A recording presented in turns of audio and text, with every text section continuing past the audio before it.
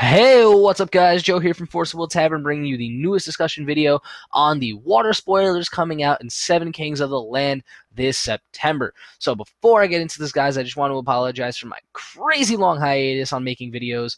I've been actually really busy because I just got a new job, as most would say, a big boy job. And yeah, enough of my rambling. Onto the spoilers, guys. Let's go. So Valentina, the Princess of Love, is the first card we're going to be talking about for blue. She is probably my favorite ruler right now for blue.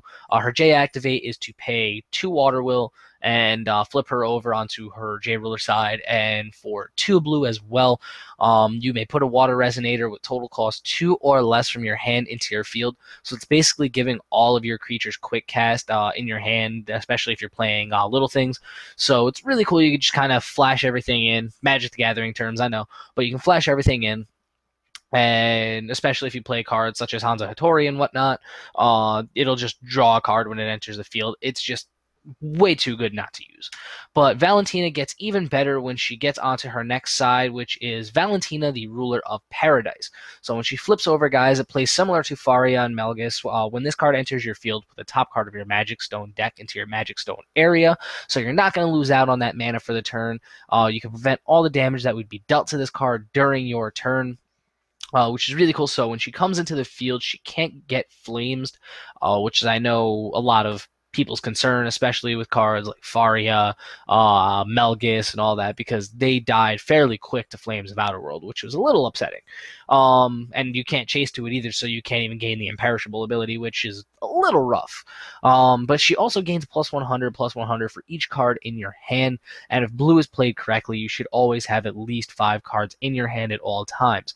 And then her, excuse me, guys, and then her God's Art isn't my favorite God's Art in the game right now, but it is a really, really, really good one where you can pay 2 blue and then 2 colorless and gain control of a target resonator, which makes for a lot of very interesting plays, especially when you have cards such as, or for draw power, such as Treasure of Shangri-La, which is the newest card that we actually have coming out. That's similar to Night of the New Moon.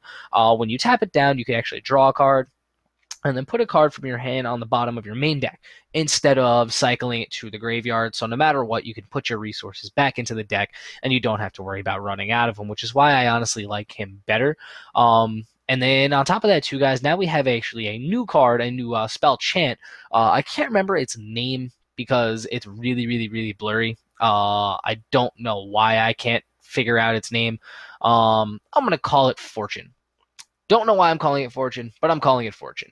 But this is this is the only good picture I could find for it, guys. So this is our only spell chant that just says draw 2 cards. We obviously had some spells that let us draw cards, but it was only really like Glimpse of Kaguya that would let us draw a card as long as we cancel the target activate. So this one just lets you draw cards for 2 water will. So it kind of reminds me of Cheshire Cat a little bit, because now it's a little bit more draw power as well. For blue, when it enters the field, draw 2 cards and put a card from your hand onto the top of your main deck. Obviously, she can't be targeted by spells or abilities, and when it's put into the graveyard, just cycle it back into the deck and just gain more resources. More resources, more resources, and what, guys? More resources. Cheshire Cat's still a very solid card, and she's only going to get better once this new set comes out, in my opinion. Maybe that'll even make her price spike up. Who knows? But that's not my expertise. My expertise is bringing you guys content.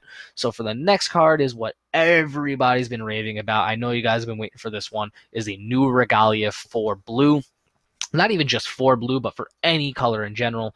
Whenever your J ruler deals battle damage to your opponent or a J ruler, you get to draw a card. And it's also its tap ability, guys, for Gleipnir, the Red Binding of Fate, is target J resonator your opponent controls gains this turn that it must block if able.